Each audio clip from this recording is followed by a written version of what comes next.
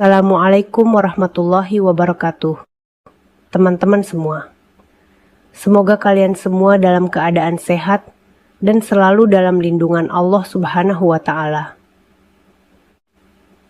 Kali ini kita akan membahas kisah luar biasa dari salah satu nabi yang penuh kesabaran dan keimanan. Kisah tentang perjuangan panjang, hujan yang tak berhenti turun, dan sebuah kapal besar yang menjadi penyelamat umat manusia. Inilah kisah Nabi Nuh alaihissalam, sang pembawa bahtera keselamatan. Yuk, kita mulai ceritanya dari awal. Setelah wafatnya Nabi Adam alaihissalam, manusia hidup damai dan sederhana. Di antara mereka, ada 5 orang saleh yang sangat dicintai masyarakat. Nama mereka adalah Wad, Suwa, Yaguts, Ya'uq, dan Nasr. Mereka adalah orang-orang baik, rajin beribadah, dan menjadi panutan. Tapi setelah kelimanya meninggal dunia, manusia merasa kehilangan. Lalu, setan datang membisikkan tipu dayanya. Buatlah patung mereka, katanya, agar kalian bisa mengingat dan meneladani mereka. Awalnya, patung itu hanya sebagai kenangan, tapi generasi demi generasi berlalu, manusia lupa. Patung-patung itu akhirnya disembah, dan dunia pun dipenuhi kesyirikan. Ketika bumi penuh dengan dosa dan kezaliman, Allah mengutus seorang nabi yang mulia, Nabi Nuh alaihissalam. Beliau adalah lelaki saleh dari kalangan mereka sendiri, yang selalu jujur dan sabar. Dengan penuh kasih, beliau menyeru kaumnya, "Wahai kaumku, sembahlah Allah, tiada Tuhan selain Dia. Dialah yang menciptakan kalian dan memberi rezeki untuk kalian." Namun sayangnya, kaumnya menolak. Mereka mengejek, "Engkau hanya manusia biasa seperti kami, Nuh. Kami tak akan mengikutimu. Pengikutmu hanya orang miskin." Tapi Nuh tidak menyerah. Siang malam beliau berdakwah, kadang lembut, kadang tegas, kadang dengan air mata. Namun mereka tetap menutup telinga dan berpaling darinya. Bayangkan, teman-teman, Nabi Nuh berdakwah selama 950 tahun. Selama itu, beliau tidak pernah berhenti mengajak kaumnya agar kembali kepada Allah. Tapi hanya segelintir orang yang beriman. Kebanyakan dari mereka adalah orang-orang miskin dan sederhana. Sedangkan para bangsawan justru menolak dan memperolok-olok beliau. Istri beliau sendiri tidak beriman. Salah satu anaknya pun berpaling dari jalan Allah. Sampai akhirnya, setelah ratusan tahun berlalu, Nuh menengadahkan tangan ke langit dan berdoa kepada Allah. "Ya Tuhanku, janganlah Engkau biarkan seorang pun dari orang kafir itu hidup di bumi ini, karena mereka hanya akan menyesatkan manusia dan melahirkan anak yang durhaka." Doa itu pun dikabulkan. Allah memerintahkan Nuh untuk membuat sebuah kapal besar, bahtera penyelamat, di atas tanah yang gersang. Hari demi hari, Nabi Nuh dan para pengikutnya bekerja keras membangun kapal itu. Mereka menebang pohon, memotong papan, dan menyusunnya satu persatu dengan paku dari besi. Setiap kali orang-orang kafir lewat, mereka menertawakan dan mengejeknya. "Hai Nuh, apa yang kau buat di tengah padang pasir?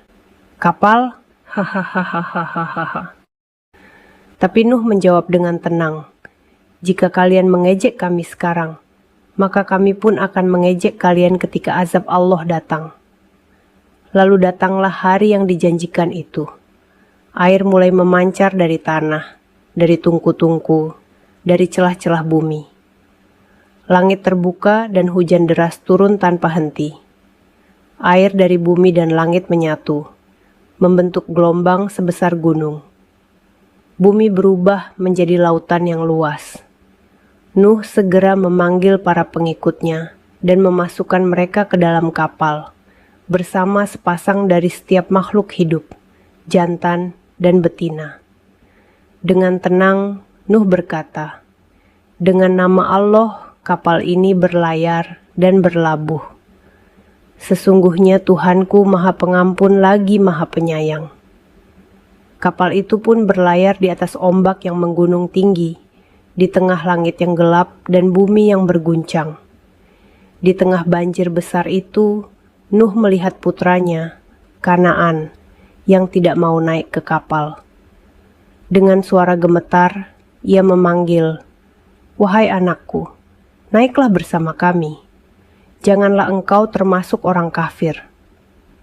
Tapi Kanaan menolak. "Aku akan berlindung ke gunung agar selamat dari air ini."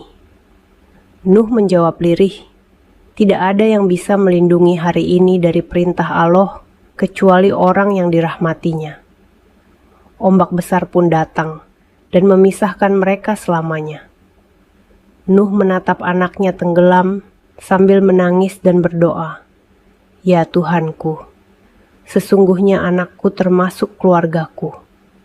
Tapi Allah menjawab, "Wahai Nuh, dia bukanlah keluargamu karena perbuatannya tidak saleh." Mendengar itu, Nuh menangis dan memohon ampun kepada Allah. 40 hari, 40 malam hujan turun tanpa henti.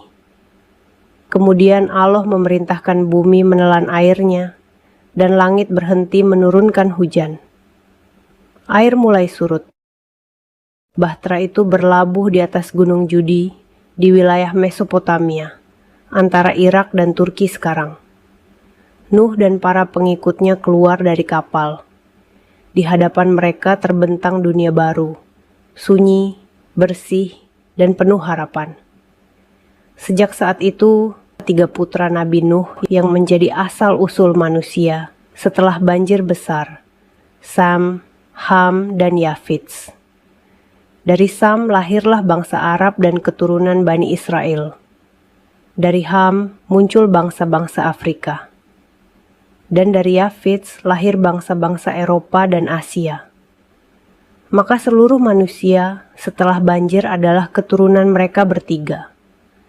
Karena itulah, Nabi Nuh disebut bapak manusia kedua setelah Adam alaihissalam.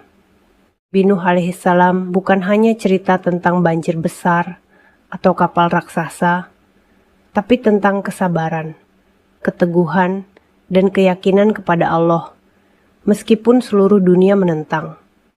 Selama 950 tahun, Nabi Nuh tak pernah menyerah menyeru manusia kepada kebaikan. Beliau percaya bahwa pertolongan Allah pasti datang kepada orang-orang yang sabar dan beriman. Semoga kita bisa meneladani kesabaran Nabi Nuh alaihissalam. Tetap berpegang teguh pada kebenaran, walau hanya sedikit yang bersama kita. Allahumma amin. Wa sallallahu ala sayyidina Muhammad wa ala alihi wa sahbihi ajma'in. Terima kasih sudah menonton. Jangan lupa untuk like, share, dan subscribe, agar kita bisa terus belajar dari kisah para nabi berikutnya. Sampai jumpa di cerita berikutnya. Wassalamualaikum warahmatullahi wabarakatuh.